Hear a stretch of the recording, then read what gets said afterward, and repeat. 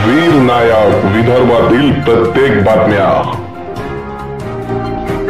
बदलापूर येथील एका शाळेत सफाई कर्मचाऱ्याकडून 2 चिमुरड्यांवर करण्यात आलेले लैंगिक अत्याचार तसेच या घटनेपाठोपाठ राज्यात इतर ठिकाणी घडलेल्या महिला आणि तरुणींवरील अत्याचाराच्या घटनांमुळे राज्यात कायदा सुव्यवस्था राहिली नसल्याचा आरोप करत महाविकास आघाडीकडून आज राज्यव्यापी बंद पुकारण्यात आला होता।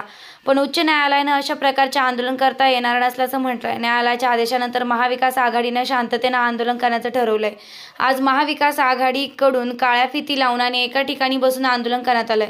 धामणगाव शहरात देखील माजी आमदार प्राध्यापक वीरेंद्र जगताप यांच्या नेतृत्वात शिवाजी चौक येथे आंदोलन करण्यात आलं।